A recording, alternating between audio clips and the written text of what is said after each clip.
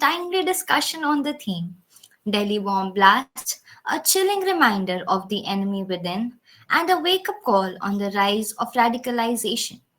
Today's webinar brings together some of India's most experienced voices in internal security, cyber warfare, intelligence operations, and radicalization studies.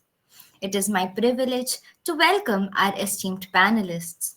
First, we are deeply honored to be joined by Rear Admiral Mohit Gupta, VSM retired, a naval veteran with 38 years of distinguished service. Rear Admiral Gupta was the inaugural Director General of India's Defence Cyber Agency, leading its establishment and operations for 5 crucial years.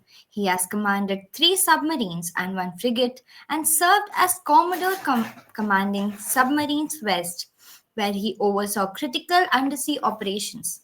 His expertise in cyber warfare, multi domain threats, and digital radicalization pathways bring immense value to today's discussion. Second, we extend a warm welcome to Mr. Navjot Singh, a seasoned professional with close to a decade of experience in security, intelligence, and law enforcement. Mr. Singh has served across India's most sensitive frontiers, from the northeast along the LAC with China to Indo Myanmar and Indo Bangladesh borders to Jammu and Kashmir along the LOC. His work spans counterintelligence, counterterrorism, and counter hijacking operations, earning him commendations for operational excellence. Beyond his field experience, he is a national TV panelist, a security analyst, a motivational speaker, and a leadership mentor who regularly interacts with youth across the country. His ability to blend strategic insights with ground realities makes his presence particularly enriching today.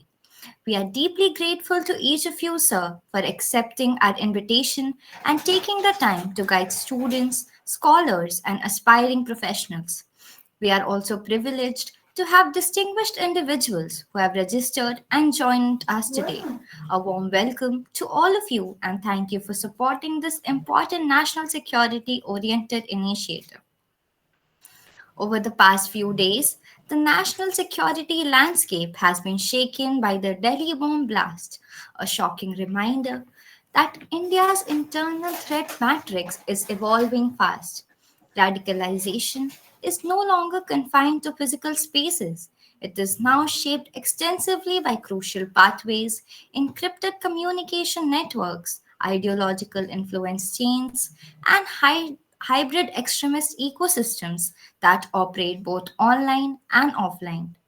This incident has exposed deeper issues, vulnerabilities in metropolitan policing, intelligence gaps, community level radicalization patterns, and the rising sophistication of homegrown extremist elements. In this context, today's discussion aims to unpack the strategic, operational, and psychological dimensions of the evolving threat landscape and to reflect on what India must strengthen moving forward. With this background, we now move into our panel discussion. Admiral Sir, may I request you to share your opening thoughts, particularly on the cyber linkages, encrypted networks, hybrid threats, and digital extremist ecosystems that complicate India's internal security architecture today? Okay, good evening to all of you who have joined this webinar.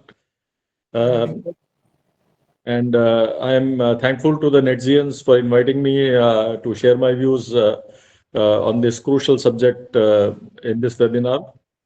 Um so, first of all, I would like to, on behalf of all of us, I'll like to express our condolences to the families who have lost their loved ones. Uh, and we should not see those 13 people who have lost their lives. There are many who are battling for their life in the hospital.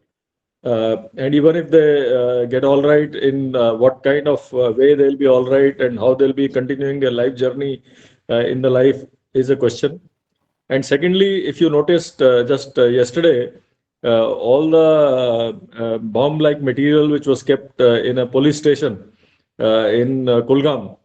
There was an explosion, of course, not caused by the terrorists, but nine of our, citizens lost their lives, and many, many more than 20 odd, have got grievously injured. So I express my condolences and pray that all those who are injured, they get well soon. Now coming to terrorism, right? So the fact is that terrorism is something which we all see in our country. These terrorist incidents keep happening with regular frequency. We just did Op Sindoor, and India tried very successfully to dismantle the terrorist network, but unfortunately, they haven't learned their lessons, and they just continue to repeat their acts. Uh, what is interesting in this whole episode, and how the linkages are getting established, is that this is probably the first time where there has been a network of doctors. Now, doctors are usually the most trusted people in the society, right? And you had a group of doctors who were trying to synthesize ricin, which is supposed to be many thousands of times more deadlier than potassium cyanide, which is a very, very potent poison. And you had a group of doctors operating in Faridabad, who were amassing a huge arsenal of bomb grade materials, ammonium nitrate, and other things. So 2,900 kgs was caught one day, 360 kg was caught on the other day. We have knowledge from open sources that there were 32 cars which were getting ready to be made into bombs for the Babri Day, and they were planning attacks not only in Delhi NCR but in many, many places all over India. You had some linkages with Lucknow, you had linkages with Saharanpur, you have the links with Pulwama. So, how this entire network got formed, and largely of the most trusted people in society, which is doctors, and they were, getting it done, is very, very strange, because you've had other kind of people, but never such highly educated doctors who are generally most trusted in the society. See, today we live in a digital age, and anything can be sent on social media and gets viral in a minute, or maybe in a matter of few minutes, right? So there are many people who, at a fraction of a cost, because in India we have mobile phones, we have access to social media, and the data is very, very cheap, right? So while social media is got its benefit, the problem is that there are many inimical interests or adversarial interests who are trying to peddle their narrative uh, to target audiences, and the youth of the country largely. They tend to, and people who are, largely from semi-rural background or rural background, they tend to get influenced very, very fast with all this social media force. Now, there is another complexity which has happened. Till now, it was very difficult to manipulate things. But now, suddenly, with the advent of AI and the AI getting democratized in a way, so you have very, very cheap AI available to all of us. So, if you want to make a movie where I am dancing with someone, or I am saying whatever you want me to say, if you record my voice sample for, let's say, 2 minutes, you can make a near replica in terms of voice quality for what I'm saying, and make me say anything. Similarly, you can use my face to generate a video. We all have seen videos of politicians, how in the elections, someone's speech is manipulated, all those things, and they look quite real.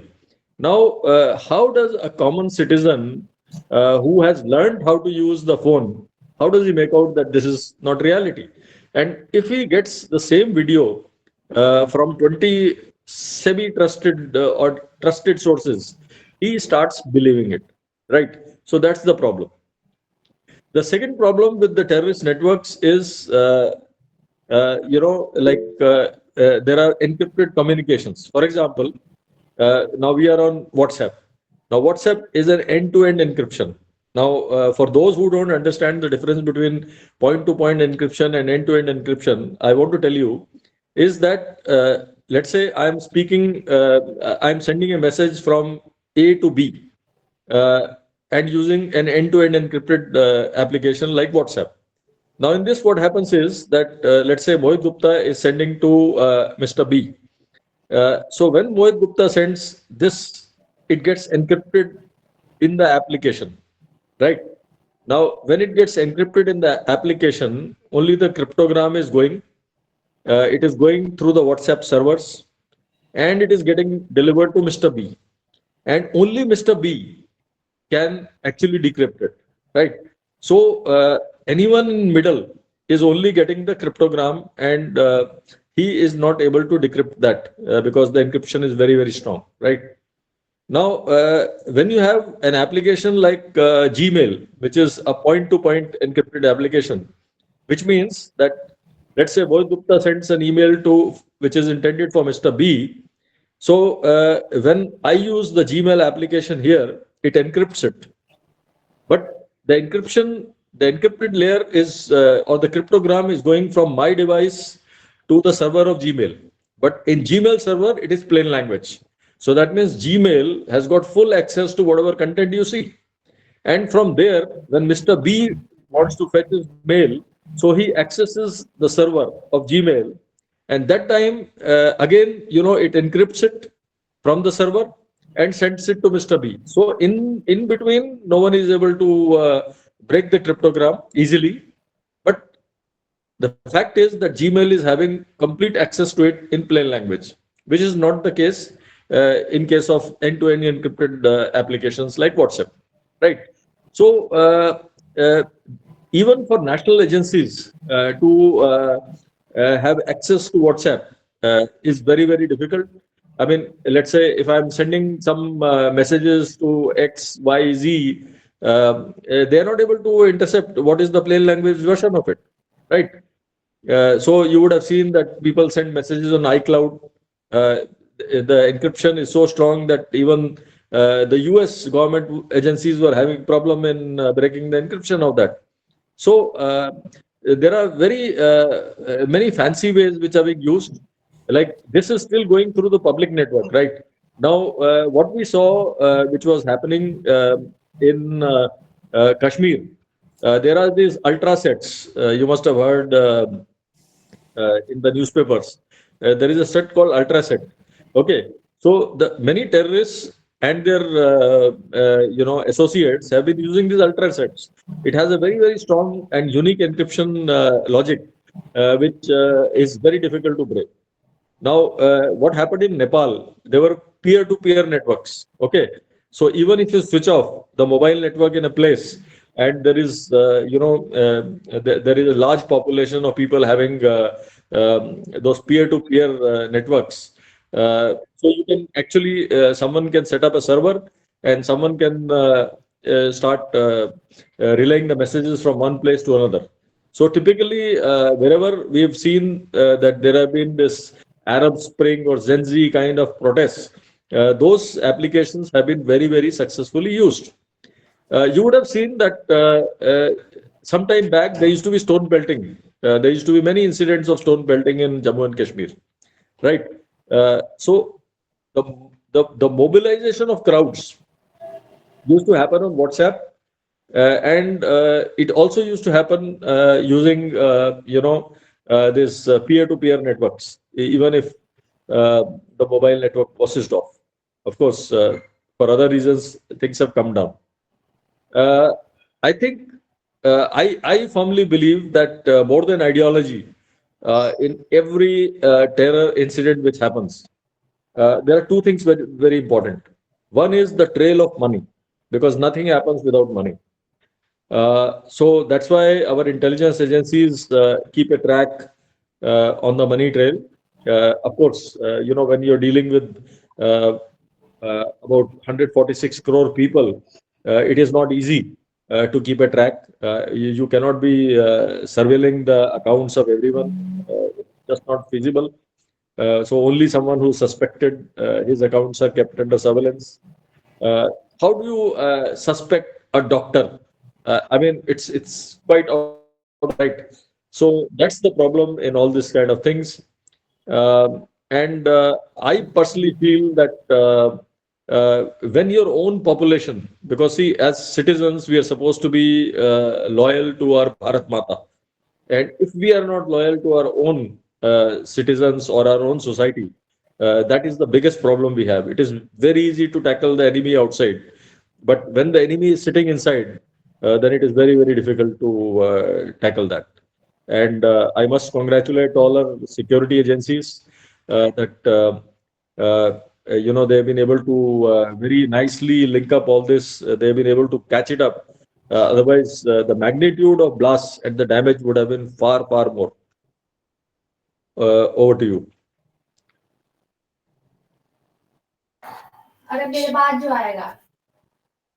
Thank you so much, sir, for sharing such an operationally rich and strategic perspectives. I now invite Mr. Navjot Singh to share his opening remarks and his thoughts on the recent blast in Delhi, especially drawing from his frontline intelligence experience and his deep exposure to counter-terror and counter-intelligence operations across India's most sensitive borders. First of all, Jai Hind to all of you and warm greetings to Admiral Gupta. It is a pleasure to be on the same panel with you, sir. Thank you. Sir, I totally concur with what you have said, the observations that you've made regarding, the deep encrypted technologies that are being used. Apart from that, how it is very difficult to trace out every single money trail. In the world of intelligence, we say that we have to succeed every single time while the terrorists have to hit only once. And that's exactly what happened in this case also. The network of terror is so intertwined. I mean, it has to be linked to the organized crime that is operated across international crime cartels. India, geographically, if we look at India, the geographic location is at the inflection of Golden Crescent on its west, while we have the Golden Triangle on the east. So these drug cartels operating transnationally, and FICN through Nepal and Myanmar and various other international channels. It pumps in the dirty money through India, which is then cartelized. That then it is pumped into funding these terror networks. Now the question arises: how can we counter this, and what is the deeper analysis? What are the deeper lessons that we can derive from this? Now, particularly if we're talking about this particular incident, there has been this suspected ricin poison being made by these terrorists, or so-called handled by some gentleman in the ISKP, the Islamic State Khorasan province, Abu Khadija by the name of Mr. Khadija. So if I were to link it to Cold War era as well, in Cold War as well, you understand there used to be assassinations, targeted assassinations used to be conducted. Particularly, I am reminded of one incident from Bulgaria where Georgy Markov, he was taken down by the KGB operatives using the same ricin chemical thrusted into his thighs, and the entire thing happened. Now, what was the agenda of these people assembling such huge tranche of explosives, as well at the same time also trying to link it to the biological warfare, so to say? Yesterday also we have seen, as sir pointed out, a bomb blast or suspected, accidental bomb blast that happened within the Nagaon police station. My heartfelt condolences to my friends and colleagues from the police services in Jammu and Kashmir who laid down their life, because some security personnel have also, been casualty to that. Now, PAFF and the TRF claiming responsibility to this attack. It is more than just they just want to claim the limelight, or want to come into relative significance, because when what Pahalgam happened and how we crushed the will of terror post into hitting into the Pak occupied Jammu and Kashmir, as well as its launch pads within Punjab province as well. So they were to an extent demoralized as well. So they want to really bring in these little points of confidence that they want to draw from. I also want to emphasize this, that the media and the social media fraternity and the commentators, they also need to exercise due diligence. So some media handles, media channels also pointed the yesterday's attack to be a terror attack, when the DGP Nalin Prabhat sir has categorically mentioned that it was an accidental blast that happened. That generally happens. Ammonium nitrate is a quite an explosive substance, and the handling, it had some impurities due to which these things happened. Now, looking at the Red Fort attack and how we could not trail, we could not really trail the, money, how it, happened, and what are the various back channel links that are happening. So, as sir also pointed out, how we need to be social in this world of social media, we have to be wary of the enemy, not just, in its physical avatar, but so to say, in its digital avatar as well.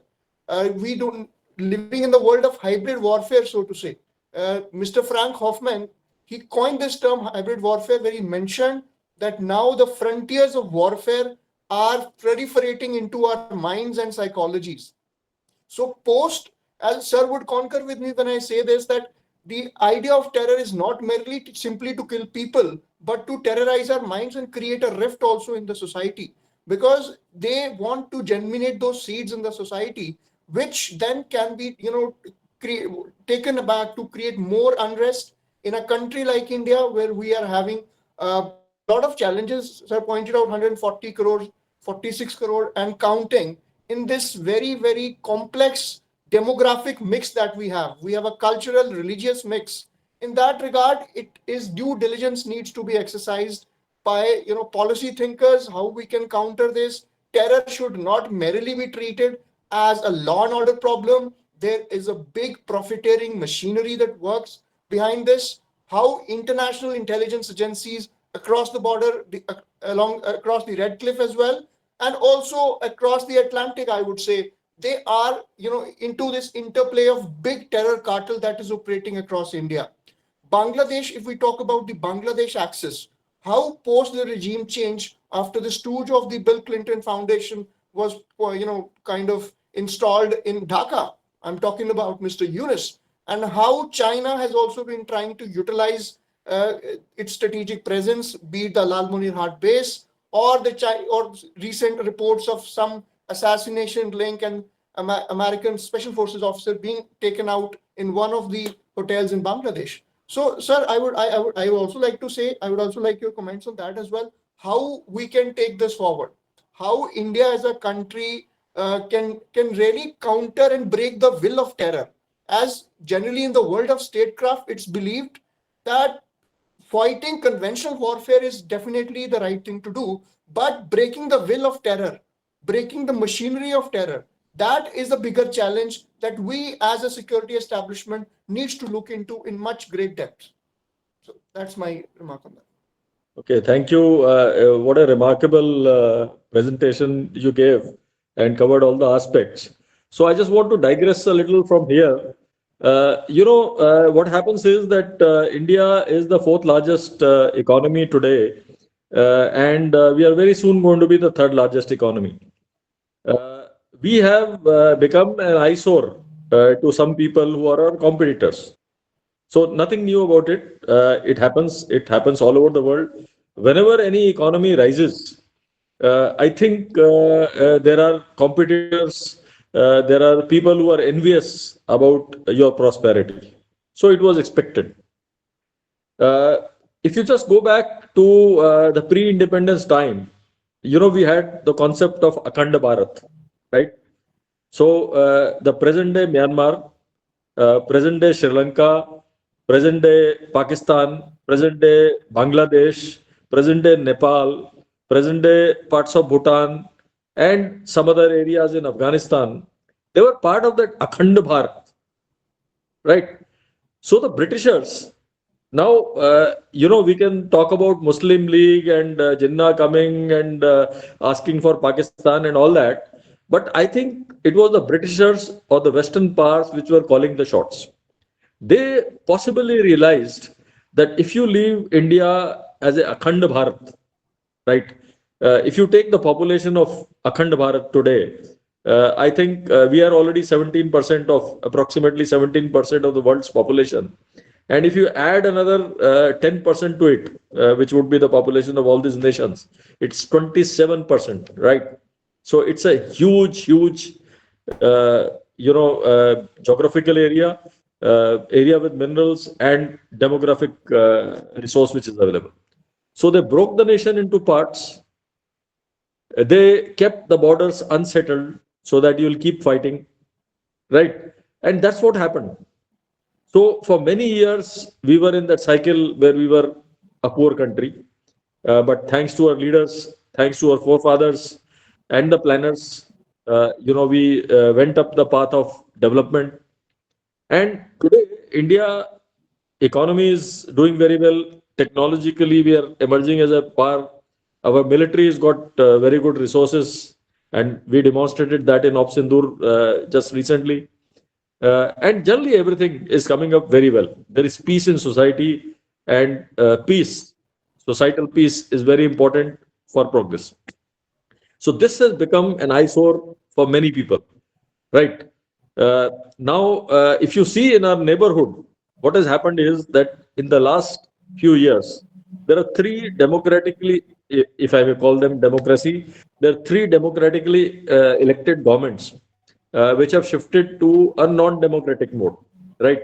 So we see the events which happened in Sri Lanka, we see the events which happened in Bangladesh, and after the 27th Amendment, of course, Pakistan was always de facto ruled by the Pakistan Napak army. But after the 27th Amendment, so you have a chief of defense forces who's above the constitution because he's got immunity from everything. So this is what has happened. Now, who done it? Now, India is a very diverse country. So we have diversity in religion, we have diversity in regions, we have diversity in the way we dress up. That's a cultural diversity, linguistic diversity, and we have diversity in many other areas. So if you see, unfortunately, how the politics was in this country or is today, there has been more effort to divide the society rather than unify the society. And these are the fault lines which the enemy plays on. The enemy is always researching that what are the fault lines, and they will peddle the narratives to actually prop up those fault lines. Now, human beings by nature are very emotional, right? So recently you would have seen that there were a lot of social media coverage, there was a lot of material, not of narratives being peddled suddenly on north-south divide. Now, north-side divide was something which we never witnessed in our nation for many, many decades. It used to happen long time back, but then it was settled. There was good economy and all that. But out of nowhere, suddenly this, north-south divide started trending. So who done it? It is not the people in India. Maybe they were helping those people who were sitting outside our borders. But what I'm trying to bring out is, and I'm certain about it, that it is the ISI, it is inimical interests who are sitting outside the South Asian region, who are fueling this fire. Pakistan as a nation, we all know it's a bhikari nation. They don't have money for anything. So who's funding it? I mean, they are just living on doles from day one to day two. So China is a big funder for them. America is a big funder for them. All the Gulf states are funding them a lot. So obviously, when someone is funding you and when you are completely broke, you have to listen to what those people or your masters have to say. So what I'm trying to hint at is that we were trying to connect the money dots, right? So nothing happens without money. And obviously, when I'm paying you something, I'm not doing charity because if someone thinks that whatever loan he's giving to Pakistan will ever come back to him, I think he is mistaken. So basically, that money is being funneled into Pakistan. They are being made to do something. If you look at what happened in Op Sindoor, now suddenly Pakistan started getting the latest weaponry. Now, a country which does not have money to even buy food for their population. Now you see they are buying 8 submarines, which are probably of a generation that we also do not have in our country. They have been given the J-10 fighters. They were given PL-15 missiles and Right. HQ-9 air defense systems. So who's paying for all these systems? The fact is that rules are bent. I mean, Osama bin Laden was found by the Americans in Pakistan, right? So Pakistan is the hub of terrorism, and yet certain countries just keep on excusing them because they want to use their resources. So I think two important things, how we should counter that as a society. I mean, as people who are influencers and people who are doing well in society, we should any narrative which comes up where people try to break the society into pockets, whether it's on religious, ethnic, regional lines. We should oppose those narratives very, very strongly. And once you start opposing those narratives, and you tell others that we are Indians, and rest all doesn't matter. I think we'll be a very good nation. So I'd like to add one observation before Ms. Soumya takes over about the youth and the responsibility that they hold. So I certainly believe that there is a paucity of critical reasoning and critical thinking in the youth today. We need to encourage our youngsters to really not be educated by social media forwards, but actually invest their time into good education, reading good books and listening to good literature. Most of the social media and the news, they feed you with a lot of narratives which may kind of hijack your reasoning ability. So for a country which is at the cusp of a historic turnover in the 21st century, youth, which is a big bulk of this population, we have a demographic dividend. It is very, very important to keep their minds guarded, because this is a policy, a subversion policy, subverting minds by agencies from sitting maybe somewhere in Colombia, somewhere maybe in the Shanghai.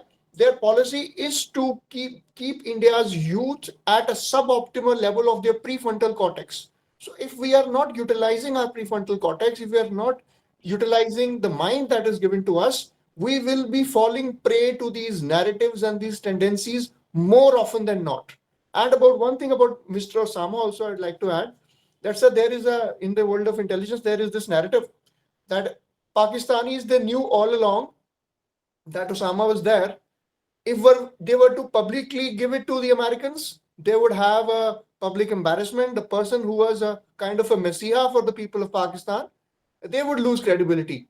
And on the other side, they handed them themselves just to give them the coordinates, gave them everything, allowed them to hunt them down. So it is a kind of these people, because recently ex-CIA Mr. John Kirakau also has mentioned in his interview how the Americans were kind of pumping in and even bought over Pervez Musharraf, the infamous general. So a lot of these things, they have huge tranche of properties in various Western countries. You would know much better than me, sir, in that regard as well.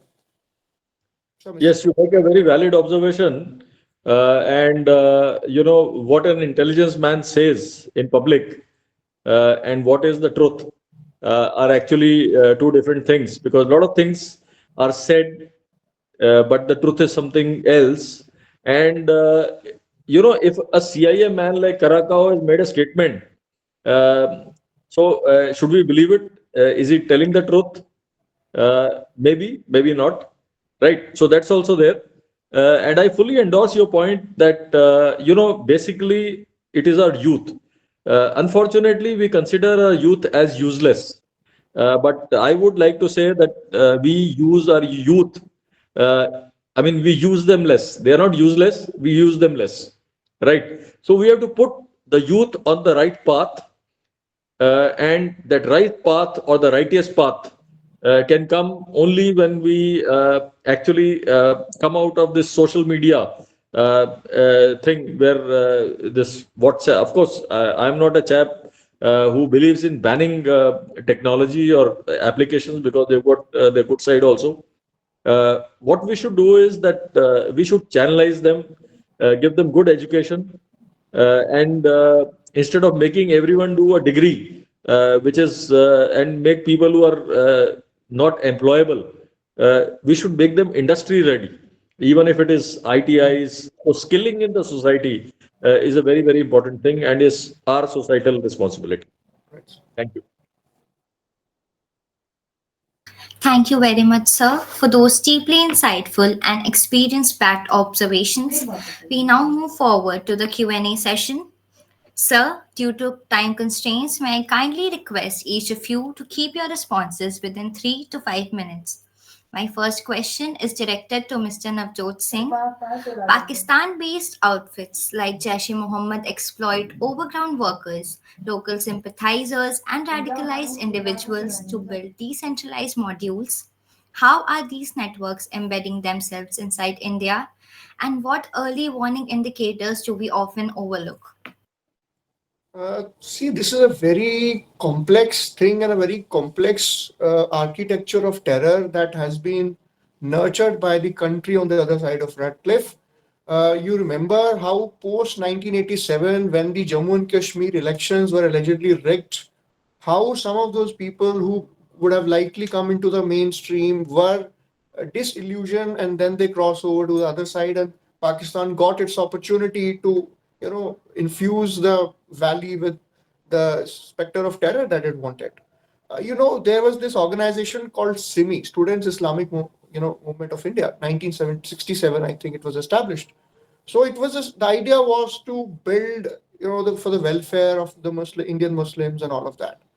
But in the later half of the 1990s, when that organization was banned, their handlers, the Pakistani handlers, they wanted to utilize these networks of SIMI as well as the D company networks. And they brought up a new front in India, the Popular Front, that kind of ran the radicalization thing, subversion thing in the 2000s. We also know in the later half of 2000 how Indian Mujahideen, they wanted now to bring the Indian grown so that they don't have to take it on them that international fora Pakistan doesn't get exposed. It would categorically mention it is your own people who are targeting you. So that thing, how the things develop. So in 2010s, how things changed in 2010, 14 onwards or 13, 14 onwards, you see hybrid militancy or social media militancy. The poster boy that was Mr. Burhan Wani, who came out earlier, the militants, they used terrorist. I would use the word terrorist. They would hide behind, and now he came out open. He became kind of a cynosure of all eyes in there. So this is how they captured the imagination of the people. But when our machinery, it hit hard into the terror machinery across the border. Now Pakistan also came up with a new strategy now. Most of these organizations, LET, Lashkar-e-Taiba or Jaish-e-Mohammed, they have Islamic connotations or they have their roots in Pakistan. Now they came up with a new concept that now we want to, give it a connotation that they are homegrown or they are kind of agreed with the fascist regime, so-called fascist regime of India. So LET was kind of re-Christianed, so to say, as the resistant front, and Jaish as the People's Anti-Fascist Front. So this is how they keep changing and how they keep nurturing these modules. It is not very much that they operate in isolation. How Hawala money is also kind of diverted into funding these networks, how they are trained, how radicalization happens. Recently in this attack also, if I may mention, Telegram channel link has come out. 2 Telegram channels. Now, what is there is this gray area of Telegram architecture that there you don't need a phone number as well. And big challenge with these social media, these messengers, is they have their data that is stored internationally outside India's jurisdiction. For example, various its legal entity could be in somewhere in Dubai, or some other data warehouses could be in United States. So that makes it brings a lot of jurisdictional challenges, while security agencies, they kind of go into the investigation after the incident has happened, and also because of the encryption and the permissions that are denied. So that is a very uh, challenging situation. So this brings us to this fact that how we counter this terror. Obviously, we need to reach out to the people. Now, one more challenge that this terror attacks do. 26/11 happened, although we lost so many innocent lives. But what that did, lot of money was now invested in safeguarding our critical installations, our top end hotels. Now this is also long term investment, long term money that is being channeled into areas which could have been used otherwise. So the ideology or the agenda of the terror attacks is not only to cause a temporary damage, but a long term security bill also comes, because the energy and the vitality that could have been put into other areas, now the focus altogether shifts. So it is a very complicated and a complex situation. We need it is a long drawn battle. If we believe we are able to eliminate it completely so soon, that might not happen, definitely. But we need internationally, we need to isolate the fundings through the FATF sanctions and all these channels. International pressure obviously needs to be there, but how much collusion of the Americans or the Chinese, that also needs to be exposed from time to time. So it is a work in progress, I would say. The agencies and the security, the Indian Army and various armed forces, they are doing their task. But the citizens also need to be aware in pointing out whenever they see anything of this sort. And I would also say there is a, कभी accident भी होता है तो आप देखते हैं कि आप रिपोर्ट नहीं करते हैं कि आपको पुलिस अस्पताल जाना पड़ेगा. So that kind of thing, that policing में थोड़ा सा trust भी establish करना, that also needs to be brought out. So it's a collective thing. Institutionalization of the entire institution should not operate in silos. There has to be a trust building amongst people in reportage and all of these things. So that's a brief observation I would make on this. Thank you so much, sir. My next question is for Rear Admiral Mohit Gupta, sir. So, how does the Defense Cyber Agency coordinate with civilian law enforcement bodies such as the NIA and state police cyber cells to translate strategic cyber intelligence into actionable insights that can prevent incidents like the Delhi blast? Okay, so all the you must be aware that there is an institution called the National Cybersecurity Coordinator who sits under the NSA's office, right? So all agencies which have got a footprint in the cyber domain have a coordination done through the Office of National Cybersecurity Coordinator. In any case, all agencies are linked to each other 24/7. And if, let's say, we notice something that it is happening in the civilian jurisdiction or something, so we immediately inform the concerned parties that something suspicious is happening, and this is what we have gathered and all, and you can further investigate. Similarly, if something is happening, for example, if IB picks up something about what is happening in the defense, or there is some movement of people seen across the border which is detected by ITBP or something, they inform the army or whosoever is concerned about that. So there is a very good coordination. There are mechanisms at the apex level where the intelligence agencies cooperate with each other, and where all the cyber agencies are also networked with each other. In fact, agencies like CERT India, NCII, PC, Defense Cyber Agency, and many other cyber groups and other agencies, we have a network where the threat intelligence, especially in the cyber domain, and it comes at such velocity and at such rate that no human being can keep pace with it. So it's an automatic information exchange network which is there, and it keeps flowing all the time. Thank you very much, sir. My next question is for Mr. Navjot Singh. Sir, given the involvement of educated professionals in recent plots, should India introduce mandatory counter radicalization and ethics training in higher education institutions? And how can India balance national security imperatives with civil liberties while detecting white collar terror modules?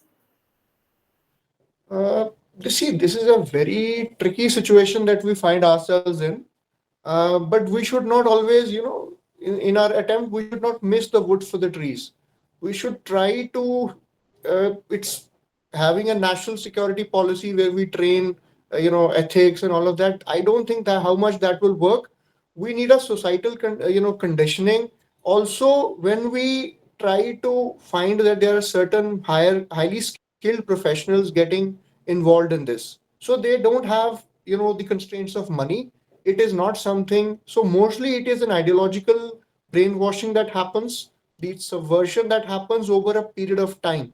So that is where we have to utilize community leaders as well in this regard. Also, having a strong surveillance networks, but it is not very much possible to surveil 146 crore people. How will we do that? So it is always a process of mitigating this challenge. How we can completely, tackle this thing. That is a very, very, very challenging thing. I would suggest, for my, observation is that we have to have, like the MACs there, the multi-agency center, the coordination between the agencies, intelligence sharing, timely intelligence sharing that can be done. Civil society can come into that. So these are a few things, but having said that, there is no foolproof strategy to actually, completely weed out this thing. I would also want Sir's observation on that as well. Yeah, I think you make a valid point. My take on this is that when you start taking pride in your national icons, your national culture, and when you think that you're proud of it, rest everything is taken care of. Unfortunately, post independence and even before that, we had 1,000 years of sort of Islamic rule in this country. Of course, the last few years before independence, few centuries, we were under the Britishers. And then somehow we continued to take pride in colonial icons. I'm from an old generation, and many of you would remember that we any relative going abroad, we used to tell him, "Yaar, foreign se wo le aana," because we were so obsessed with anything which was foreign. Now we almost believed. There was a time in India when we almost believed that whatever the Gora said is right and what we are saying is not correct. Even today, you see, when we are citing people, rather than cite our old texts or whatever is there in our old texts and our culture, we tend to cite more of the Western thinkers because that is what we were trained, unfortunately. All our textbooks, we were taught that Akbar was great, Aurangzeb was a very great Sufi. Okay, so somehow that education, because what you learn in your childhood stays with you for all your life. And people started dressing up in a Western way. People started looking at Western brands as aspirational. Even our food, I mean, even the Western culture even demonized our food. And of course, now we are saying that desi ghee is good. There was a time when desi ghee was considered very bad. So once that pride comes in your own culture, the way you've been doing things, once you rediscover, I mean, if you look at the Mahabharata war, there was Sanjay who was relaying it there. In Ramayana, there is description of Pushpak Vimanans. Telepathy was a normal thing. Our saints could live for multiple centuries. Mahabharata is considered to have been a nuclear war. So when we do a little bit of research into that, and when we look at the core treatise, Arthashastra, can anyone name a strategic sort of a document in this world which is not derived from Arthashastra? So anything and everything which is there, whether it's in the Chinese culture or the Western culture, was said many centuries ago and is written in Arthashastra. So the unfortunate part is that we don't take pride in our own culture and our own things. The longest surviving empire in history of the world has been the Chola Empire, right? How many of you know about this? Not many of us know about this, right? So we conquered the world not by the sword. We conquered many lands by our, so to say, soft power. So that is the power which India has. And I think we should use more and more of that because, as was rightly said in the beginning, that when you fight a war with someone, you have to break the will of the enemy to fight. By violence, by matching force on force, you can never do it. So you have to change the minds. And once the minds are captured positively, you will find that radicalization reduces. Why do you think that there are terrorist incidents largely, or there is so much of law and order problem only in the valley region? It doesn't happen in Delhi. It doesn't happen so often in Jammu region. It doesn't happen in South India.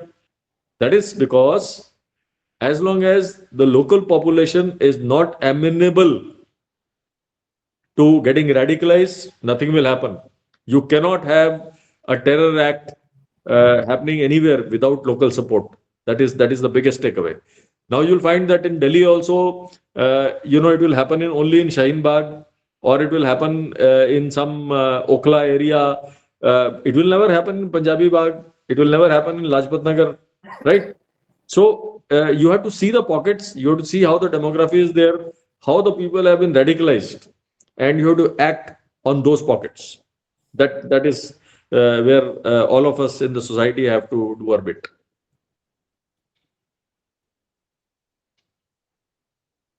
Yes. Thank you, sir.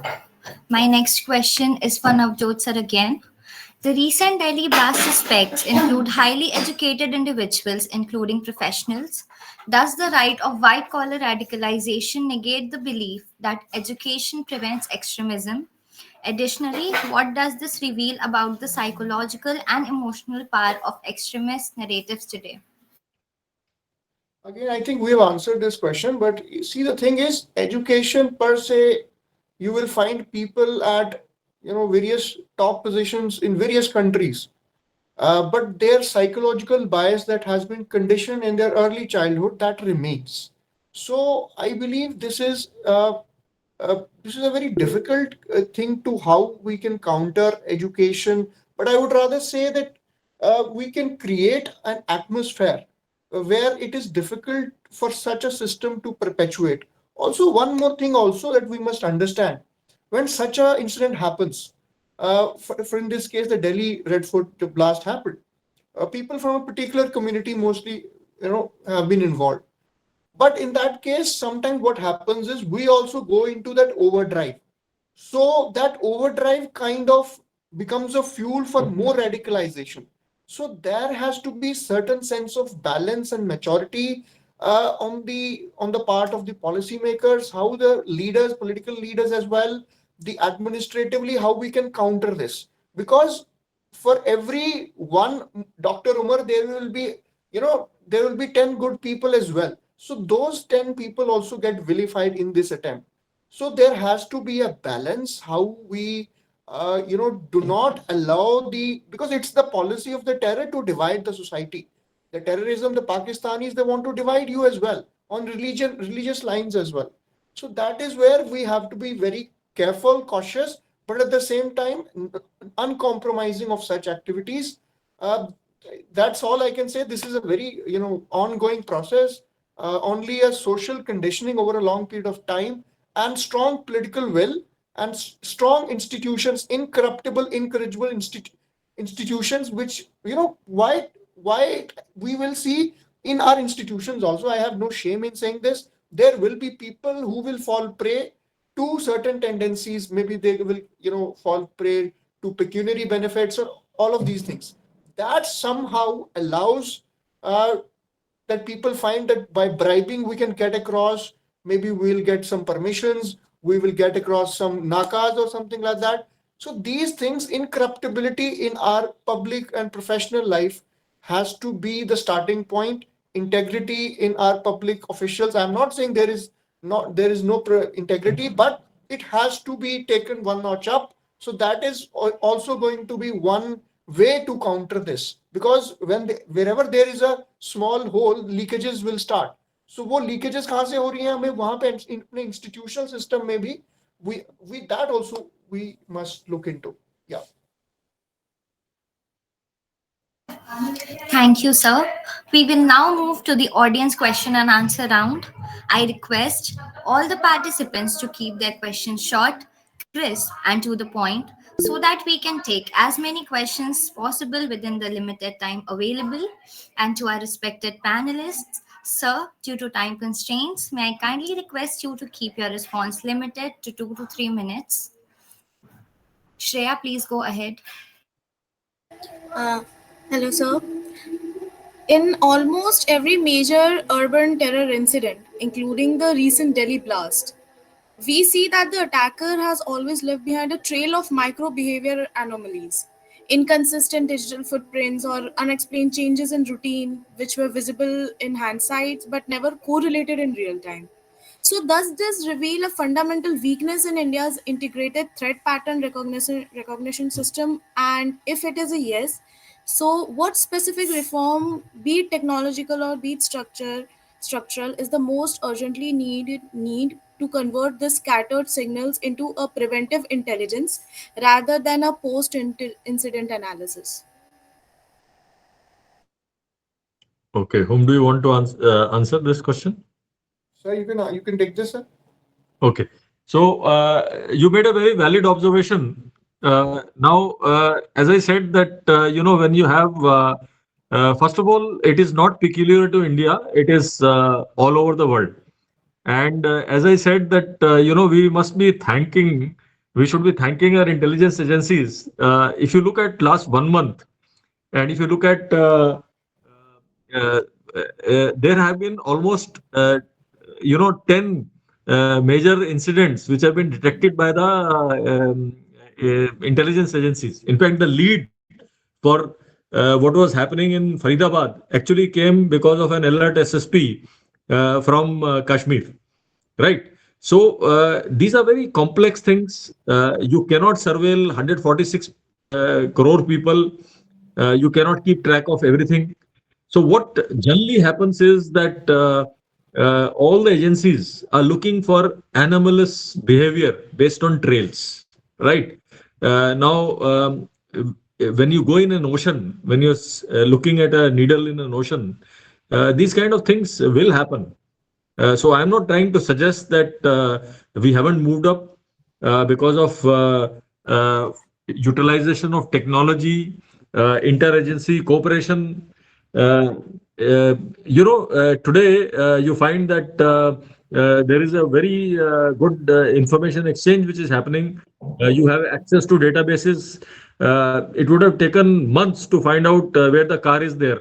Now, that car which blasted off at Red Fort, so because you've got so many CCTV cameras installed because of the ANRP technology that was captured there, so within a few minutes, you came to know where was this car at what time. You have the Vahan database, so you exactly know that so many days before that it did its PUC at so and so point.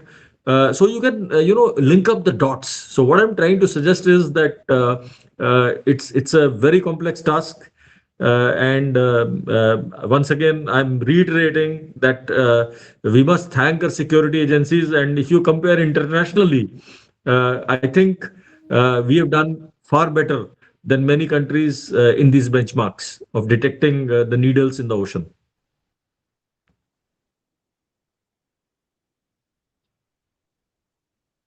Thank you so much, sir. Thank you, sir. Shakir, you can go next. Yeah, very happy evening to everyone, and that was really enlightenment for the Delhi blast event and the past experiences from our post-independence to the present day. But I would like to get a clarity that whenever such incidents happens in India, we generally talk upon the whole where the spotlight from where the incident took generated, yeah, origin of that incident. Correct. If when we are identifying that such kind of incident will happen on regular basis, then how we are going to curb that down in 140 crore people populated India? So what are our stages, our steps? Every time we discuss upon the incident, but we never talk upon the solutions or what should be the given the advisories to the intelligence bureaus or the regulating authorities or the policy makers. what kind of things we have to, this panel should give a solution to those intellectuals or the governing agencies about the incidents. If it happens in such a way, we can control it in this way.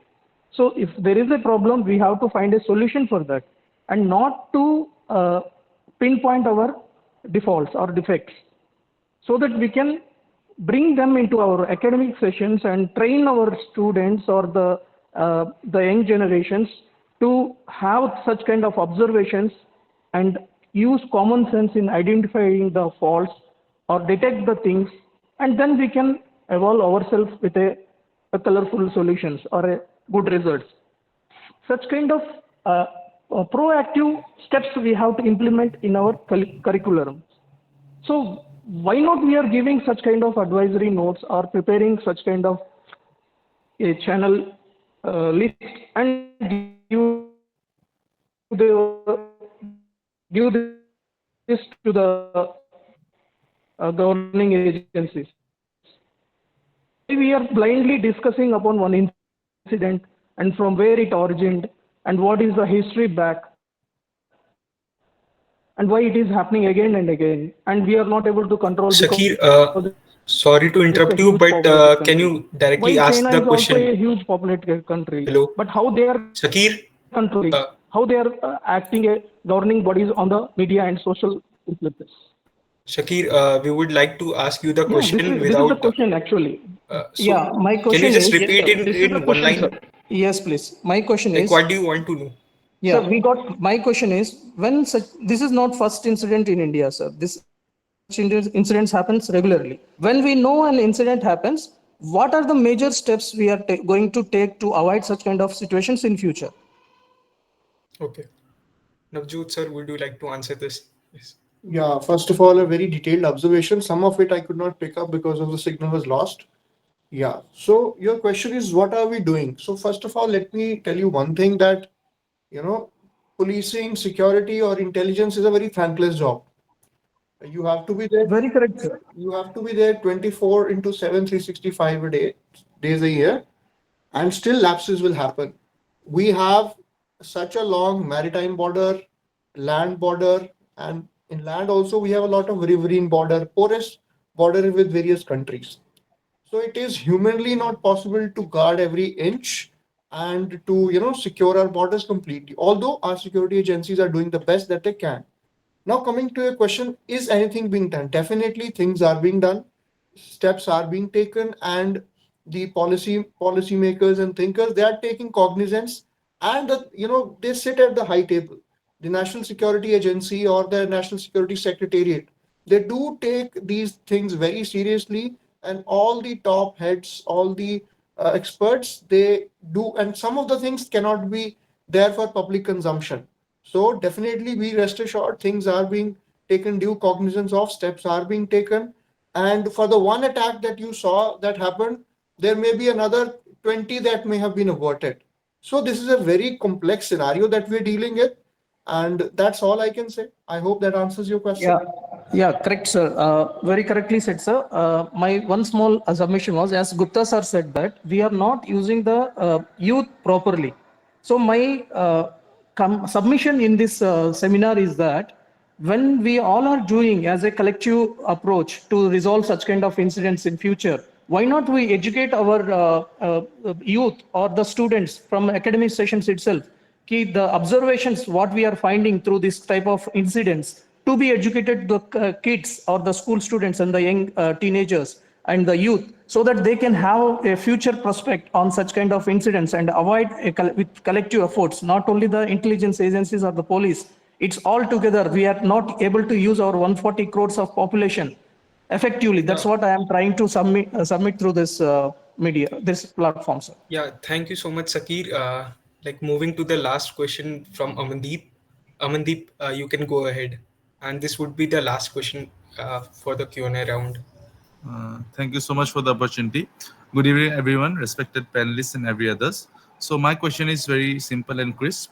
Sir, there has been a rise in anti-India elements and Pakistani sympathizers in the recent years, who are often described as a part of the point 0.5 front within the broader 2.5 front challenge that India faces. So how are the agencies like the IB, NIA, and other bodies working to counter such elements and dismantle the networks behind them, sir? The entire nexus behind them. Mohit sir, you will take the question. Okay. This 2.5 front has been talked about, and 2.5 front also includes things like Maoism, Naxalism, and whatever is there inside, right? You see, the biggest thing which is there is development.